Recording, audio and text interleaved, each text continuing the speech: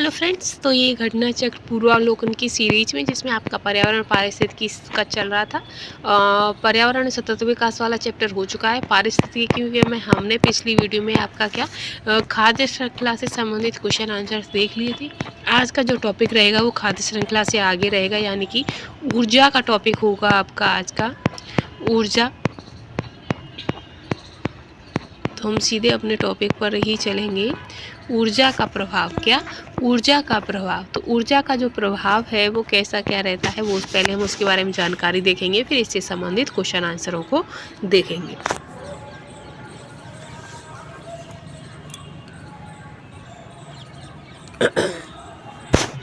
तो पारिस्थितिकी निकाय में जो ऊर्जा का जो प्राथमिक स्रोत है वो आपका सौर ऊर्जा होता है। ठीक है, जैव मंडलीय पारिस्थितिकी तंत्र में ऊर्जा का प्रभाव एक दिशीय होता है।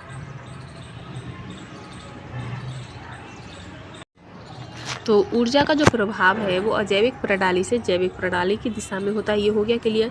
फिर है कि ऊष्मागतिकी में के पहले नियम के अनुसार ऊर्जा का ना तो सृजन हो सकता है और ना ही नष्ट हो सकती है। क्वेश्चन आएगा कि ऊर्जा का क्या हम तैयार कर सकते हैं या उसको हम नष्ट कर सकते हैं, तो ऐसा नहीं है, क्योंकि ऊर्जा का ना तो सृजन हो सकता है और ना ही उसे नष्ट किया जा सकता है। लेकिन हाँ, एक रूप से दूसरे स्वरूप में उसे परिवर्तित किया जा सकता है। वहीं दूसरे नियम के अनुसार जब ऊर्जा का एक रूप से दूसरे रूप में परिवर्तित होता है तो उसका कुछ ह्रास हो जाता है या कुछ वो ऊर्जा कम हो जाती है। अतः उत्पाद में अपेक्षाकृत कम ऊर्जा होती है। ऊर्जा उत्पादक से प्राथमिक उपभोक्ता की तरफ, प्राथमिक से द्वितीय उपभोक्ता की तरफ, द्वितीय से तृतीय उपभोक्ता की तरफ प्रभावित होती है। हर पोषण स्तर पर उपलब्ध ऊर्जा की जो मात्रा है वो घटती जाती है। वहीं उल्लेखनीय है कि स्वपोषी जीवों द्वारा ग्रहण की गई जो ऊर्जा है वो पुनः सौर ऊर्जा में परिवर्तित नहीं होती है, तथा शाकाहारियों को स्थानांतरित की गई ऊर्जा स्वपोषित जीव नहीं प्राप्त कर सकते। अतः ऊर्जा का जो प्रभाव है वो एक दिशीय होता है। ऊर्जा का प्रभाव कैसा होता है, तो एक दिशीय होता है कि विभिन्न पारिस्थितिकी तंत्रों में उत्पादकों की जो सकल उत्पादकता का जो लगभग 10% भाग ही शाकाहारियों द्वारा स्वांगीकृत हो पाता है।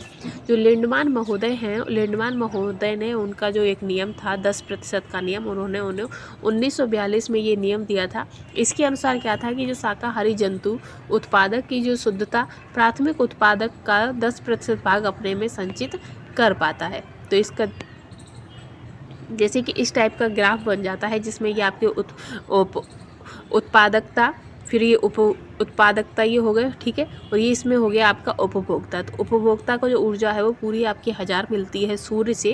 कहाँ से मिलती है, तो ये सूर्य से आपकी प्राप्त होती है आपकी उपभोक्ता पर, और उपभोक्ता से आपके जो प्राथमिक उत्पादकता पे जो आपका जाता है शाकाहारी में जाता है जो, वो आपका कितना जाएगा, 100 जाएगा। फिर इससे जब द्वितीय में जाएगा तो आपका 10 रह जाता है, और जब द्वितीय से तृतीय में जाता है तो आपका शून्य ऊर्जा रह जाती है, इस तरीके का। ठीक है, तो इस प्रकार खाद्य कड़ी के प्रत्येक स्तर यानी कि प्रथम, द्वितीय, तृतीय एवं श्रेष्ठ श्रेणी स्तर तक उपभोक्ता केवल 10% ही ट्रांसफर यानी कि चेंजमेंट करता है। ठीक, फिर है कि प्रतिशत संचित ऊर्जा को अपने शरीर भार में रूपांतरित करता है। जैसे तृतीय उपभोक्ता जो कि मांसाहारी, द्वितीय उपभोक्ता मांसाहारी, प्राथमिक उपभोक्ता आपके शाकाहारी होते हैं, उत्पादक आपका पेड़ पौधे हो जाते हैं और सूर्य के प्रकाश। ठीक है, अब ये आपके पोषण स्तर हैं। पोषण स्तरों में जैसे आपका प्राथमिक पोषण स्तर, द्वितीय पोषण स्तर, तृतीय पोषण स्तर और चौथा। तो जो पहला स्तर जो है वो आपका आधार पोषण यानी कि स्वपोषित जीव प्राथमिक उत्पादक होते हैं। द्वितीय पोषण स्तर में आपके प्राथमिक उपभोक्ता होते हैं, द्वितीय उपभोक्ता और सर्वाहारी या अंतिम होते हैं। अपघटक, तो अपघटक सभी उपयुक्त सभी पोषण स्तरों से आहार ग्रहण करते हैं। वही पिरामिड, तो पिरामिड क्या है, पिरामिड पारिस्थितिकी तंत्र के विभिन्न स्तरों के प्रति इकाइयों क्षेत्र में उपस्थित जीव भार के रेखा चित्र निरूपण को जीव भार का पिरामिड कहा जाता है। ठीक है, स्थलीय पारिस्थितिकी तंत्र में जीव भार का जो पिरामिड है वो हमेशा सीधा रहता है, जबकि जो जलीय पारिस्थितिकी तंत्र होता है उसमें जो जीव भार का जो पिरामिड होता है वो हमेशा उल्टा होता है। कैसा होता है, उल्टा होता है। ये आपका जलीय का है, जली का आपका ऊपर आधार चौड़ा और नीचे ये ऐसे होता है, और वहीं स्थल की बात करें तो स्थल का आपका इस तरीके का होता है। ठीक है, तो ये सबसे बड़ी मछलियाँ, फिर छोटी मछलियाँ ये, फिर आगे। और इससे संबंधित आपकी इम्पोर्टेंट क्वेश्चन है कि पारिस्थितिकी निकाय में ऊर्जा का प्राथमिक स्रोत क्या है, तो वो आपका सौर ऊर्जा यानी कि हमारा सूरज है। वही है कि पारिस्थितिक तंत्र का प्रेरक बल होता है। तो प्रेरक बल क्या है? तो ये आपका सौर ऊर्जा होता है। ठीक है, निम्नलिखित में से कौन सा कथन सही है? तो इसमें से जो आपका कथन है कौन सा सही है? तो हो जाएगा कि जैव मंडलीय पारिस्थितिकी तंत्र में ऊर्जा का जो प्रभाव है वो एक दिशीय होता है। कैसा होता है? एक दिशीय इसका प्रभाव होता है। फिर है कि 10% नियम किससे संबंधित है? तो ये ऊर्जा का जो खाद्य के रूप में जो एक पोषी स्तर से दूसरे पोषी स्तर तक पहुंचना, इससे है आपका। ठीक है, तो ऑप्शन ये आपका करेक्ट है। आगे चलेंगे। फिर है कि किसी भी पारिस्थितिकी तंत्र में ऊर्जा का पिरामिड कैसा होता है? तो ऊर्जा का पिरामिड हमेशा सीधा बनता है। कोई भी पारिस्थितिकी तंत्र हो, ऊर्जा का जो पिरामिड होगा वो हमेशा सीधा होता है। फिर है कि एक पारिस्थितिकी तंत्र में ऊर्जा की मात्रा एक पोषण स्तर से अन्य स्तर में स्थानांतरण के पश्चात क्या होती है? घटती है। कैसी होती है? घटती जाती है। ठीक है, फिर है कि पारिस्थितिकी तंत्र में एक पोषी स्तर से दूसरे पोषी स्तर में स्थानांतरण से ऊर्जा क्या होती है? तो ऊर्जा आपकी घटती है। इसके बाद है कि पारिस्थितिकी तंत्र में उच्चतम पोषण स्तर प्राप्त करते हैं, तो वो आपके सर्वाहारी उच्चतम पोषण स्तर प्राप्त करते हैं। ठीक है, जीव भार का पिरामिड किस पारिस्थितिक तंत्र में उल्टा होता है? तो ये आपके जो तालाब होता है, यानी ये तालाब, समुद्र, पानी, उसमें जो आपका जीव भार का पिरामिड होता है वो उल्टा होता है। बायोमास का उल्टा पिरामिड किस पारिस्थितिकी तंत्र में? तो आपके समुद्र में हो जाएगा। तो ये आपके इससे हो गए। अब जो आपका टॉपिक है वो आपका जैव वानिकी एवं जैविक आवर्धन है। ये भी हम फिर है कि जैव वानिकी एवं जैविक आवर्धन। तो जो जैव वानिकी यानी कि बायोनॉमिक्स शब्द जो बायो तथा नॉमिक्स शब्दों से मिलकर बना है। बायो शब्द का तात्पर्य आपका जीव या जीवन से होता है, जबकि नॉमिक्स का नोमोस से यानी कि व्युत्पन्न, जीवन का व्युत्पन्न कैसे हुआ, अर्थात इसका नियम जो लॉ है। आगे हम देखते हैं, तो आगे है आपका कि इस प्रकार बायोनॉमिक शब्द का जो शाब्दिक अर्थ है वो आपका हो जाता है कि जीवन के नियम, यानी कि समीचीनी प्रतीत होता है। यह पारिस्थितिकी का पर्याय है। साथ ही यह प्राकृतिक तंत्र के मूल्यों पर बल देता है जो मानव तंत्रों को प्रभावित करता है। इसके बाद आता है जैविक आवर्धन। तो जो जैविक आवर्धन है, जब कुछ प्रदूषक आहार श्रृंखला के साथ सांद्रता में बढ़ते जाते हैं और ऊतकों में जमा हो जाते हैं, तो इस घटना को जैविक आवर्धन कहते हैं। जैसे कि आपका DDT। तो जो DDT है ये आपका जैसे प्रदूषक जैव अनिम्नीकरण होते हैं, इनका एक बार अवशोषण होने के पश्चात उत्सर्जन द्वारा बाहर निकलना लगभग असंभव हो जाता है।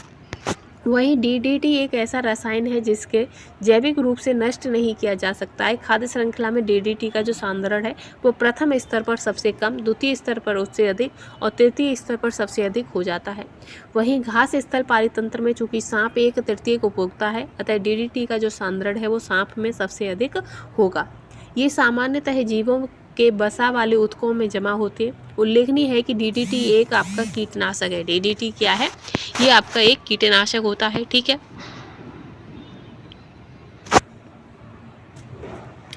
फिर है इससे संबंधित क्वेश्चन कि जैव वानिकी के संबंध में निम्नलिखित कथनों में से कौन से सही है?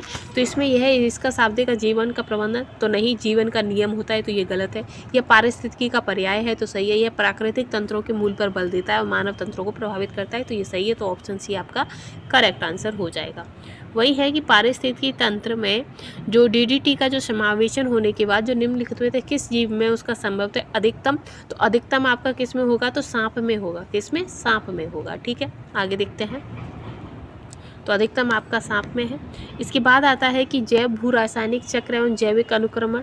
तो ये आपका पारिस्थितिकी तंत्र में जैविक तत्वों के जैविक प्रावस्था में परिवर्तन तथा इन जैविक तत्वों के अजैविक रूप में पुनर्गमन के प्रारूप को जैव भू रासायनिक चक्र कहा जाता है। इसके अंतर्गत प्राकृतिक में नाइट्रोजन, फास्फोरस, कार्बन इत्यादि तत्वों के जैव भू रासायनिक चक्र पाए जाते हैं। यह मुख्यतः 2 प्रकार के होते हैं। कौन से? गैसीय चक्र और अवसादी चक्र। ठीक है, O2 और NO2, उदाहरण के लिए CaPC के ये सभी। आगे है कि जल चक्र को ओडम ने गैसीय चक्र में सम्मिलित किया है। जो ओडम है उन्होंने गैसीय चक्र में सम्मिलित किया है। वहीं भौतिक वातावरण में किसी समुदाय का समय के साथ रूपांतरण ही पारिस्थितिकी अनुक्रमण कहलाता है। उदाहरण, घास के स्थलों में वर्षा घास के अधिकतर जो घास है, घास वर्षा के अधिकतर जल को पौधों की जड़ों तक पहुंचाने से पूर्व ही अवशोषित कर लेती है। साथ ही आग लगने आदि कारणों से घास स्थलों की भूमि पथरीली और बंजर हो जाती है। ऐसी भूमि लाइकेनों के उगने के लिए आदर्श वातावरण उपलब्ध कराती है। वहीं जो एफ क्लाइमेंट है, उन्होंने 1916 में पौधों की विभिन्न प्रजातियों का अध्ययन किया तथा अनुक्रमण की सर्वमान्य परिभाषा दी। उनके अनुसार कि अनुक्रमण वह प्राकृतिक विधि है जिसके अंतर्गत एक ही निहित तथा निश्चित स्थान पर एक विशेष समूह दूसरे समूह द्वारा विस्थापित होता है। और जो ओडम महोदय हैं, ओडम नामक जो वैज्ञानिक हैं, उन्होंने अनुक्रमण को एक क्रमागत विधि बताया है। जैविक अनुक्रमण का सही क्रम निम्नलिखित बताया है उन्होंने, जो कि आपका ये है निम्नीकरण, निम्नीकरण के बाद प्रवास, प्रवास के बाद आस्थापना, फिर प्रक्रिया, फिर स्थिरीकरण। पारिस्थितिकी संक्रमण अवधारणा का जो सर्वप्रथम प्रयोग है वो जॉन डब्ल्यू वेटेन ने किया है। उन्होंने यह अवधारणा वर्ष 1976 में प्रकाशित अपनी जो उनकी पुस्तक ही उसमें the psychological transition culture anthropology and human adaptation में प्रस्तुत किया है। समुदाय का जो पूर्ण क्रम है वो क्रम से इस तरीके से जो बदला जाता है उसे शियर कहते हैं। ठीक है, अब इससे संबंधित कुछ इंपॉर्टेंट क्वेश्चन है कि पारिस्थितिकी तंत्र में तत्वों के चक्रण को क्या कहते हैं, तो जैव भू रासायनिक चक्र कहते हैं। ठीक है, वहीं आता है कि निम्नलिखित जैव भू रासायनिक चक्रों में से किसमें चट्टानों का अपक्षय चक्र में प्रवेश करने वाले पोषक तत्वों के निर्मुक्त होने का प्रमुख स्रोत है, तो वो आपका फास्फोरस चक्र है।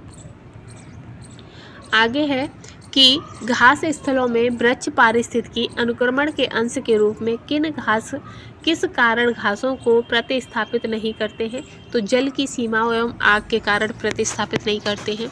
वही है कि निम्नलिखित में से कौन एक जैविक अनुक्रमण की अवस्थाओं का सही क्रम है, तो उसमें आपका क्या आता है, पहले आपका नगनीकरण, फिर प्रवास, फिर स्थापन, फिर प्रतिक्रिया, फिर उसके बाद स्थिरीकरण। तो ऑप्शन ए सही है। फिर है कि पारिस्थितिकी संक्रमण अवधारणा का जो सर्वप्रथम जो प्रयोग है वो किसने किया था, तो इस अवधारणा का जो सबसे पहले प्रयोग है वो आपके किसने किया है, सर्वप्रथम प्रयोग जॉन डब्ल्यू ने किया है। किसने, जॉन डब्ल्यू ने किया है। ठीक है, जो बेटेन है इनके द्वारा किया गया है। और कौन सी, कब, तो 1976 में। इनकी पुस्तक कौन सी थी, तो the psychology transition culture anthropology and human adaptation में किया है। ठीक है, इसके बाद है कि समुदायों का पूर्ण क्रम जो क्रम से एक निश्चित स्थान पर बदलता है उसे क्या कहते हैं, तो उसे शियर कहा जाता है। ठीक है, तो इसी के साथ ये वाली सीरीज हम यहीं समाप्त करेंगे। नेक्स्ट वीडियो आपकी रहेगी पारिस्थितिकी आंदोलन। तो पारिस्थितिकी आंदोलन जैसे आपकी चिपका आंदोलन है, नर्मदा बचाओ आंदोलन है, अपिको आंदोलन है, इनसे संबंधित क्वेश्चनों को सॉल्व करेंगे। ठीक है, तो आज के लिए बस इतना ही। Thanks for watching.